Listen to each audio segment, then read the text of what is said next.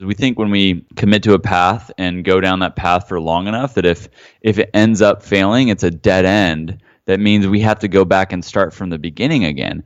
And that's also a lie. We don't have to go to the very start to start over again. What we can do is take a few steps back and pivot to another trajectory and start moving forward there.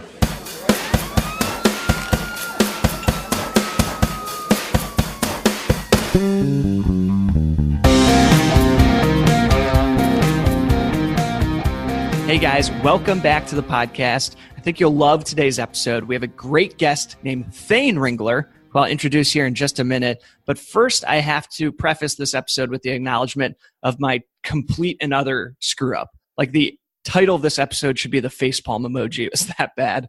When introducing Thane, I started off with using his correct name, but then for some reason switched to calling him Shane for God knows what reason. He then very politely and gracefully calls me out, at which point, if you could see me, I think I put my face on my desk. It was so bad that afterwards I thought, you know what, I'll just edit that out. But then I remembered that this show is all about transparency, and honestly, this shit happened. So I decided to leave it in there so you guys can listen to my total belly flop of an intro and then my hopefully / maybe recovery afterwards. So with that, Thane, again, my apologies, and well, here you guys go.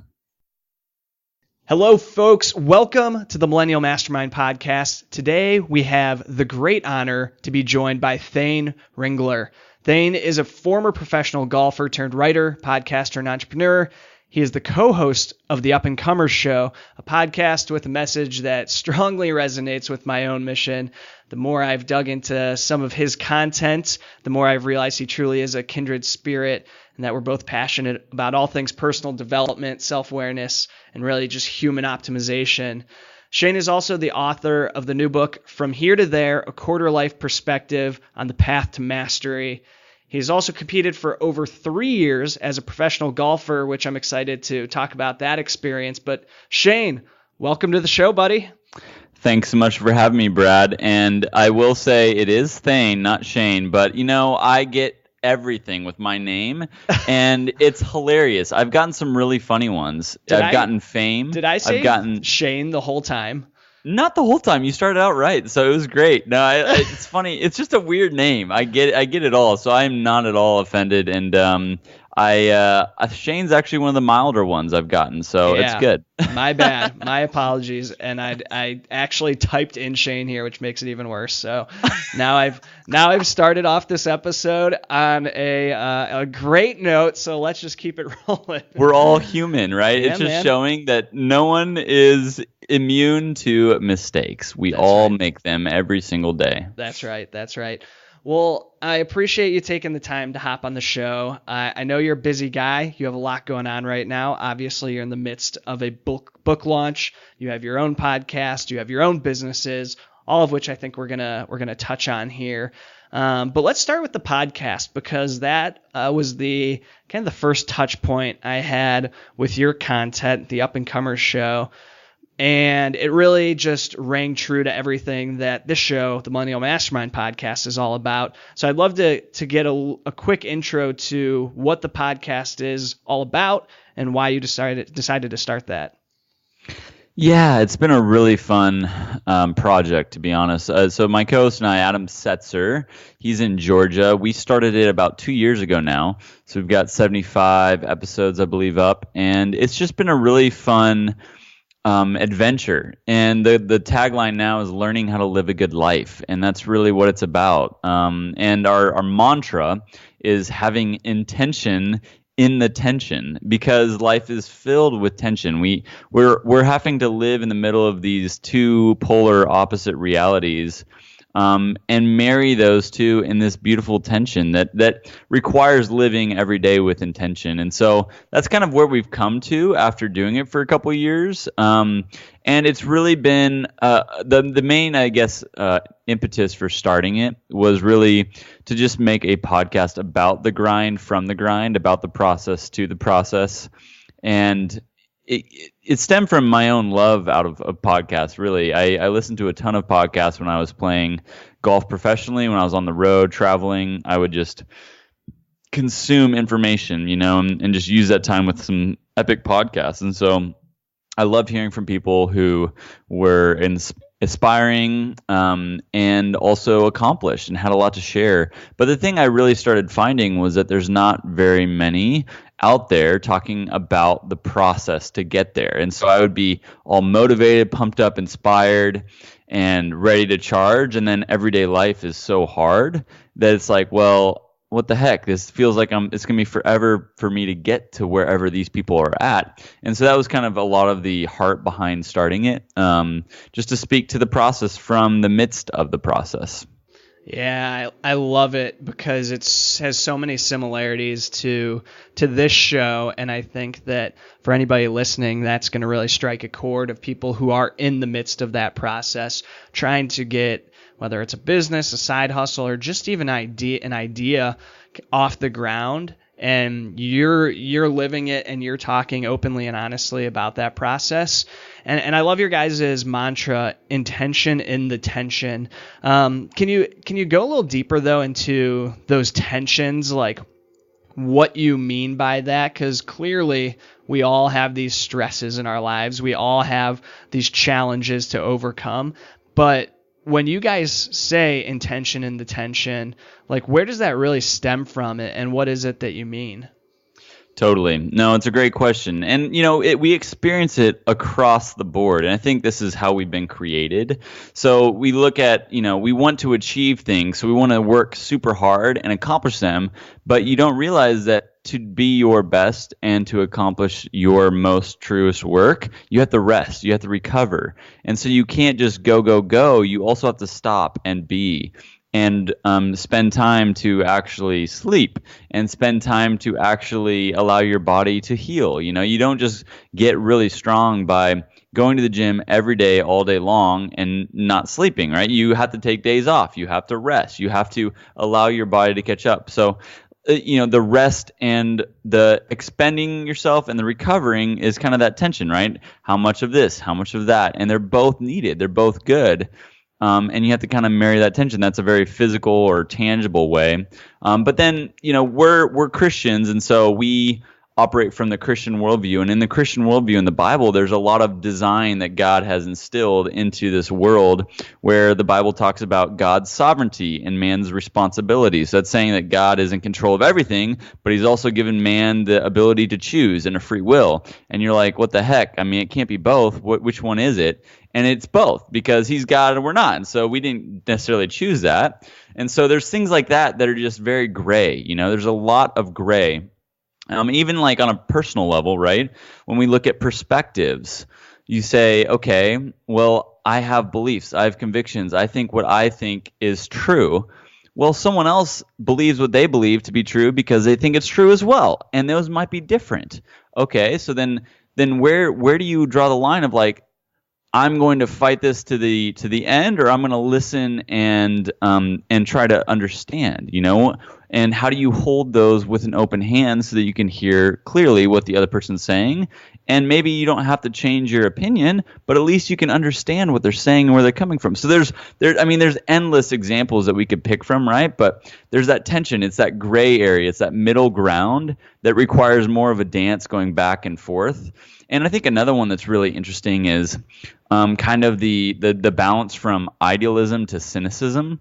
I think that, we're all on the spectrum from idealism to cynicism. And usually the older we get, the more cynical we get, because life doesn't go our way. It is harder than we expect. And usually it's more unfair than we'd like to admit.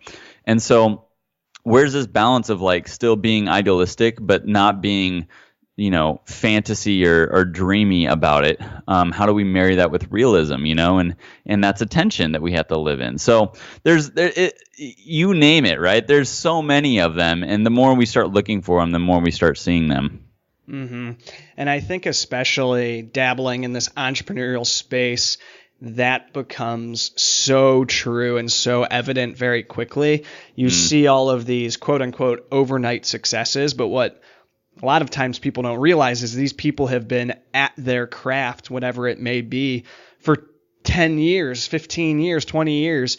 And it's just that they've blown up in success of finally being recognized because they've they've built their skill sets and their expertise to the level that finally the world is ready to embrace them and they're ready to take on that role as a success. But the tensions don't always get recognized there. And I think you probably see this yourself in being a podcaster and being in this world, that there's so much survivor bias of people. We only see those people who experience that success, and we only hear from them on being interviewed on podcasts and being featured in Forbes. So we don't see those tensions necessarily all the time, except for when they have become these overwhelmingly successful stories. So I love that you guys are covering that and that you guys are really putting a focus on that. And it's part of the mantra and the being of your show.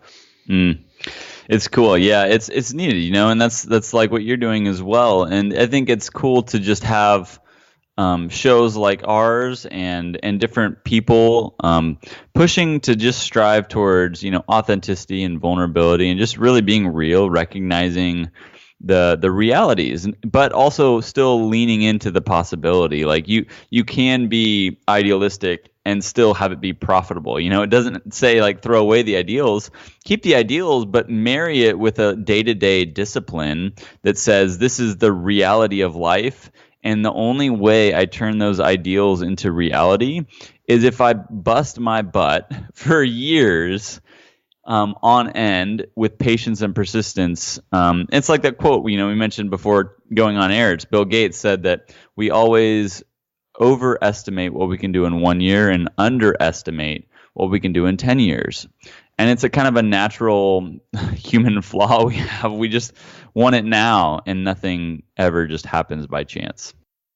So let's switch gears a little bit from the podcasting world to your time as a professional athlete back in your golfing days.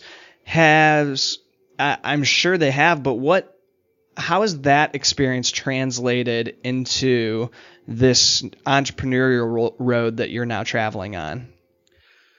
It's a great question because from a surface level, it doesn't seem like it would, but from the reality, it's everything. I mean, the reality of where I am now and what we're talking about today is the fact that I am speaking from a career of failure. And I spent my whole life going towards this goal, right? Since I was a little kid, I was playing and practicing golf. And the goal was to be successful and to be a professional golfer and to make it onto the PGA Tour. That's the ultimate goal.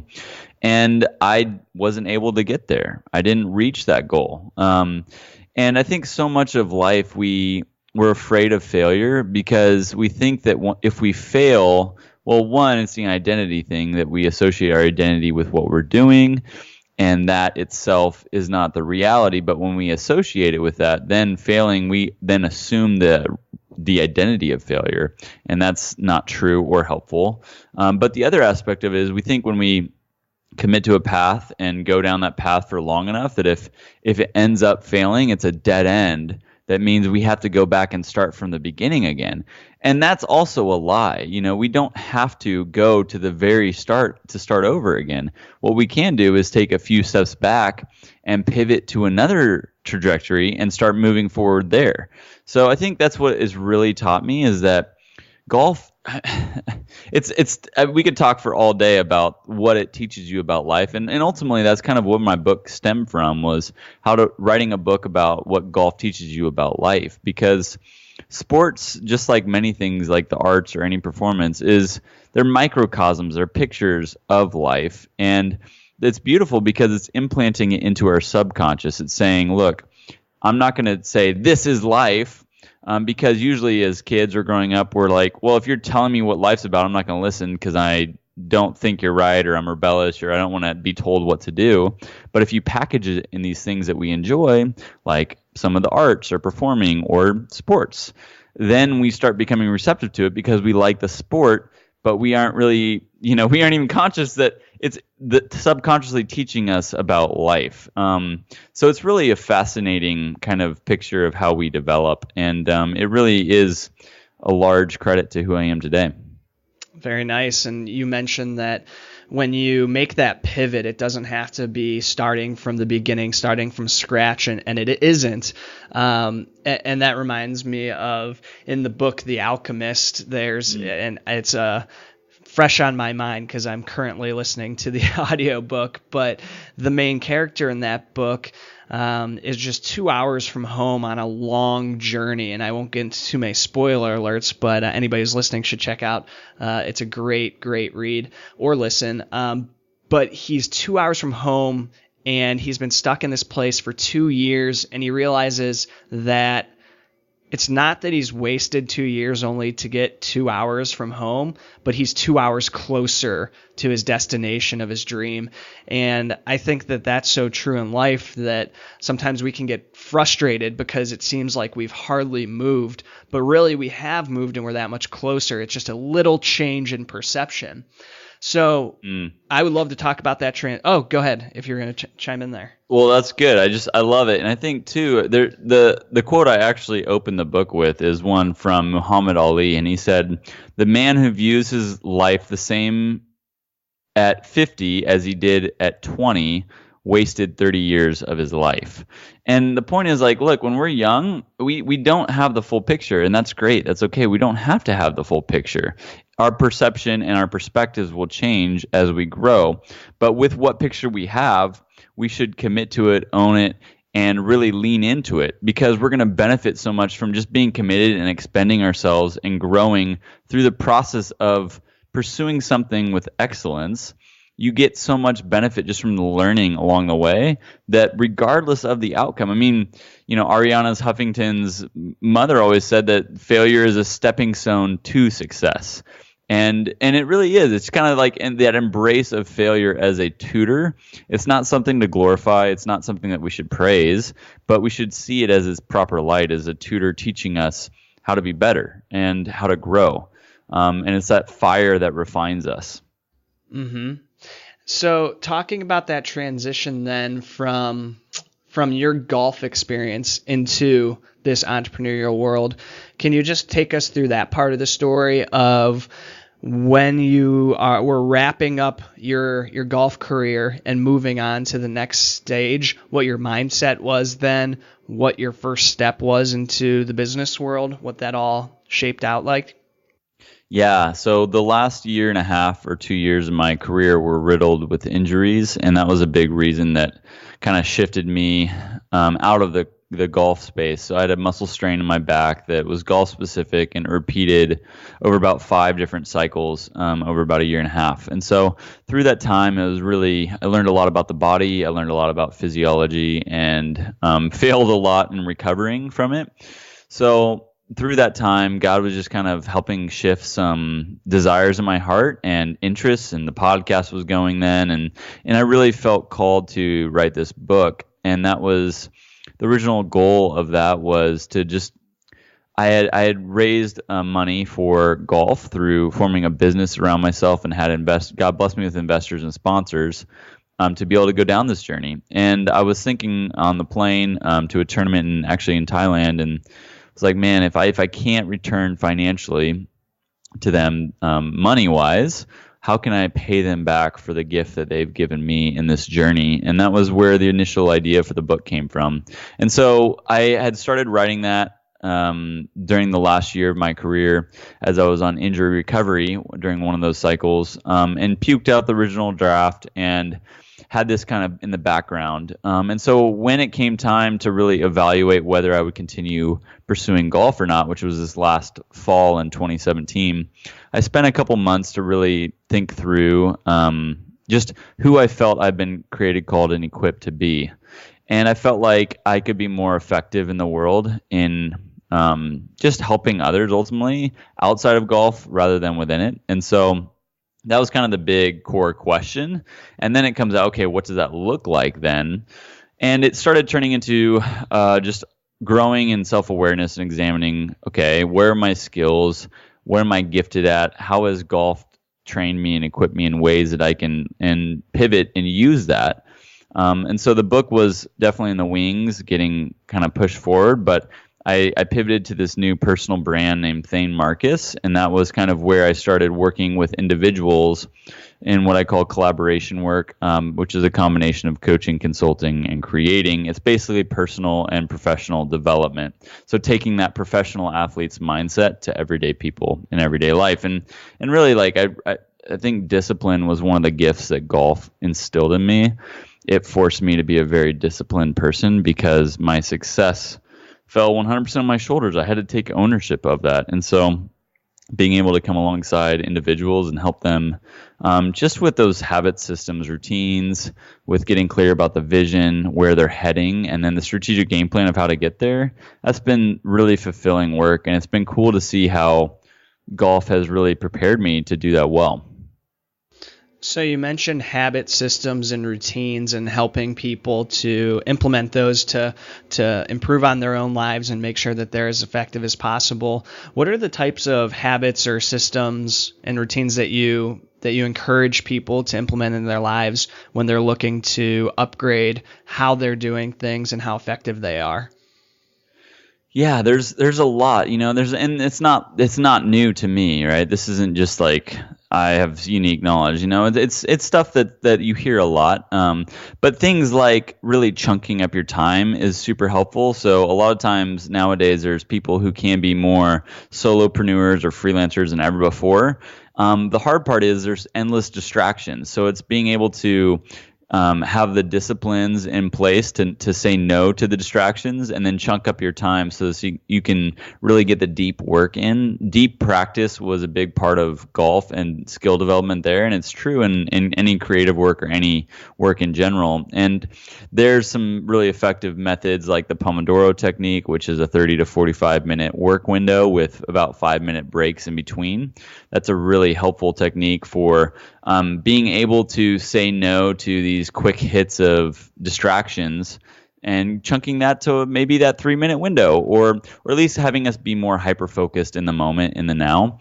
But I think the most important thing for people listening, and for myself and even for you, like all of us, if we can have bookends to our days, that's going to be the most helpful. And then also rhythms to our weeks and months. So bookends meaning morning and evening routines, like having intention, right? Intention behind what you do every morning and every evening before and after you wake up.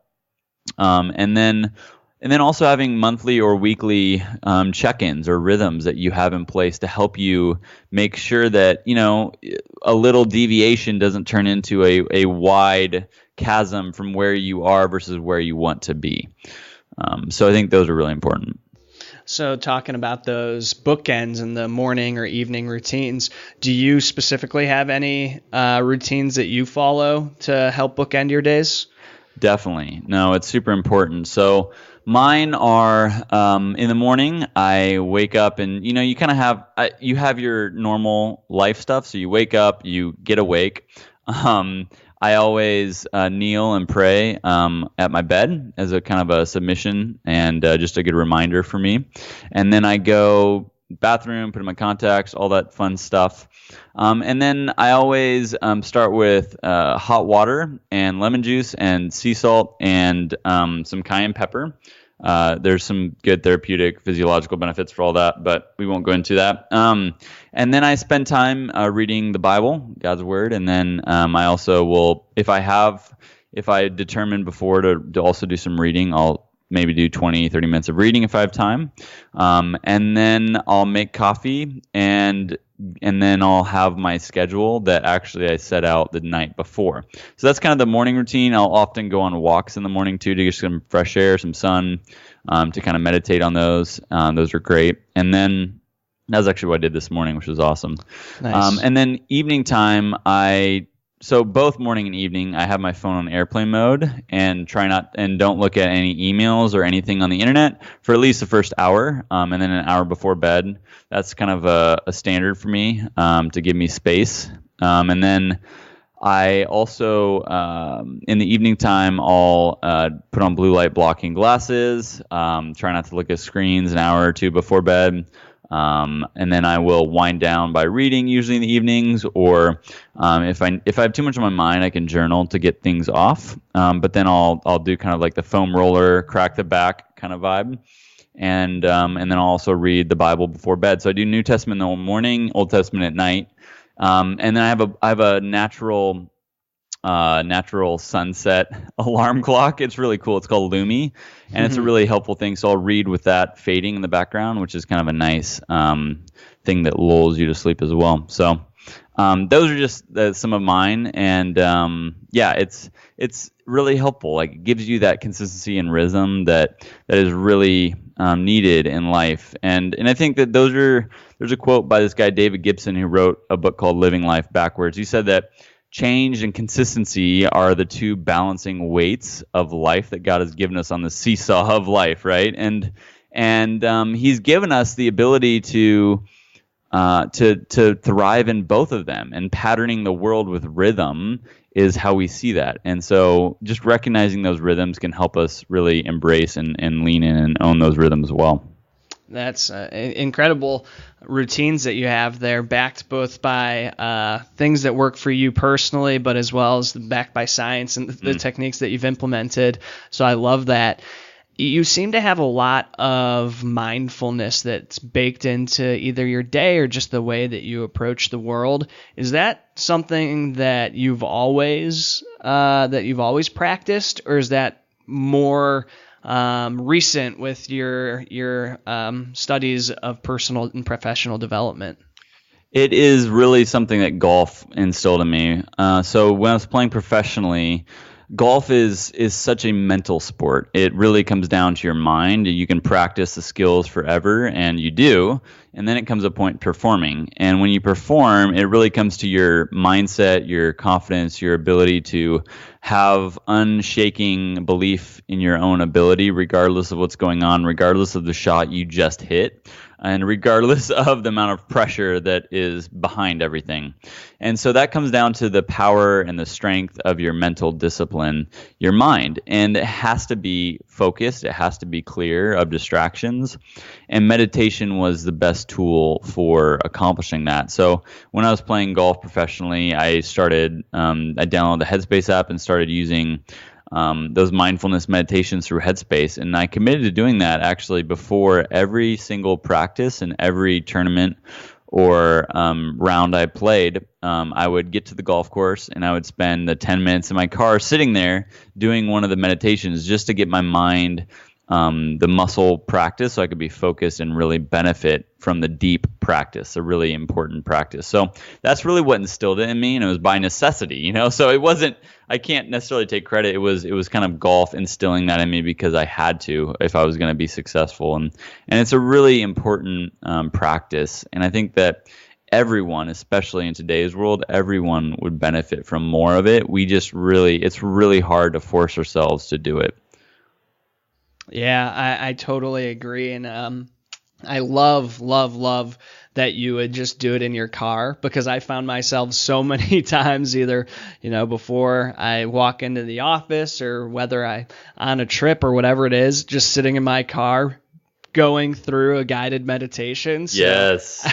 When did you start? And what's your meditation practice like? So mine has gone through different cycles. I've used the Headspace app, and especially early on when I was just getting into meditation, it was a lot of guided meditations. Now I'll do some guided, some I'll just do by setting the timer on my phone. I actually have an app that's called, what is that app called? I'm blanking on the name right now. Insight Timer. There we go. Nice. That has a timer in it that has like a Zen bell that you can either have go on whatever intervals, 5 minutes, whatever it is that you want to go for. But there's also a lot of guided meditations on there. So that one is a free app that I love to use, because if I feel like I need a guided meditation to really pull me into it, I can go on there and find one that will resonate, or I have a bunch bookmarked on there that I can go to at any time. But more often than not, as I've gotten a little bit more practice at meditation, it'll be just setting that alarm and going for 10, 15, 20 minutes. That's awesome. Whatever works for the day. Yeah. Have you ever heard of sensory deprivation tanks or floating? I've heard of them. I haven't done one, but it's something that's definitely on my list. Yeah, well, next time you come out to LA, let me know and we'll hit it up. I've got a membership actually one, and it's such an awesome space. Not only it's good for your mind, but it's really good for your body too. So being without gravity is really good for muscle recovery, blood circulation, and then the Epsom salts are obviously really good for detoxifying and whatnot. But it's ultimately a forced meditation for 60 minutes, and I can't, I can if I really force myself to, but it's very hard for me to force myself to meditate or have 60 minutes where I do nothing in normal life. So it's like a great way to force myself to have longer meditation times. And man, those are the most refreshing, like physically and mentally. Just I feel amazing after those. Yeah, I've heard great things. So how often will you actually go and do that then? So I get for sure once a month, maybe twice a month. It just depends. I'm on a budget right now, so it is, I got to be wise with my money. But it is a self-care kind of thing that is really helpful. So at least 1 to 2 times a month. Yeah, that's one that is definitely on the list, and I plan on checking it out. I've looked, and they have them here in Cleveland, so nice. I just need to get my ass into one of those and start floating. I love it. So you talked a little bit about the book earlier and why you decided to write it as you're transitioning out of golf. Can you talk just a little bit about what readers can expect when they dive into it? And maybe even what you learned about yourself going through that process. I know you mentioned before we hit record that it was about an 18-month process, but would love to understand what you learned even going through that and what you think that people can benefit from reading it. You learn so much. I mean, it's a big process. It's like its own small business. So learning is endless, and it is very challenging. It's a fight the whole way. I would recommend anyone that has that feeling, oh man, I'd love to write a book one day. You should. You really should. It's worth it because you just learn so much about yourself, and it's a really growing process. I ended up the book was originally intended to be a book about golf and how golf teaches you about life. It makes you a better person in life. And as I wrote it, it really turned into a totally different thing on basically how to pursue excellence or mastery in any field, illustrated by my experiences as a professional golfer. And it's funny. I mean, it's like anything, right? It's probably like you with this podcast, I'm guessing, and me with my podcast, and same with this book is you have all these ideas, you want to try and get clear about what you're doing, but there's so much unknown that at some point you just have to start, you just have to start taking those steps. You just have to start producing that content. And so as I started, it took a month to try and figure out what it was about. I read everything I had written before, and try to come up with these themes, and then just one day stumbled upon some structure like that I didn't even plan on, and it turned into being more of what the book was about. So and then I just had to puke it out, and then you have to just get to work. So I think the thing that I learned most in the process, to answer your question, is that it's always going to take longer and be harder than you want it to be, but that doesn't mean it's not worth it. And that part of the beauty of writing a book is that it makes you a better reader, and it clarifies your thinking. It crystallizes it in a much deeper way than any other type of exploration really will. Yeah, and to echo your point of you just have to get started, you're totally right with the podcast. For me, if you go back and listen to the first 10, 20 episodes, it's just crazy how different the path was that I was on then, and I just did not even have clarity of who I was trying to target this thing towards. I was still trying to figure out very much what I wanted to do with my own journey. Still am, but have a little bit more clarity now 2.5 years later. But it's just the process that you go through with creating something of you get started, and then some of that clarity comes along the way. You sharpen the saw and you just get better, and things start to work themselves out as you start achieving a little bit of that level of mastery that is really a lifelong process of achieving. Amen, man. Well said. Yeah, it's so funny. We learn by doing. It's just thinking only gets you so far. It's the doing, the experience of it that really teaches us. So you totally nailed it, man. It's funny. It's funny how life is. So where can people check out the book or learn more about you if they're interested? So thanemarcus.com is where I house pretty much everything. So I've got my collaboration work on there. I've got my book on there. It's available for pre-order, and then it's launching in November. So it'll be on Amazon then and on my website, and I'm just excited to share it with people. Again, it's just one of those things, you have this year and a half spent working towards it, and to finally hold it in my hand and get to share it is just a really humbling and encouraging thing. So I can't wait to share it with people and hear what you think of it. So definitely send me a line and pick up a book if you'd like. That's incredible. I'm sure the feeling of actually holding that printed copy is pretty powerful. So we'll definitely have those all linked up in the show notes. So anybody who didn't have a chance to jot that down, you can check those links out and go and grab a copy of the book, because if this conversation is any indicator, I'm sure that it's one fantastic read, and I'm looking forward to getting my hands on it myself. Indeed. Thanks, brother. So Thane, thank you for hopping on the show today. Really appreciate you being able to swing by and share all the knowledge that you have. And I'm excited just to have become a friend of yours and to follow your journey as you keep putting amazing stuff out in the world. Likewise, Brad. Thank you so much for having me on. It's a joy to just share life and to chat with you today. So keep up the good work. Keep striving, my friend.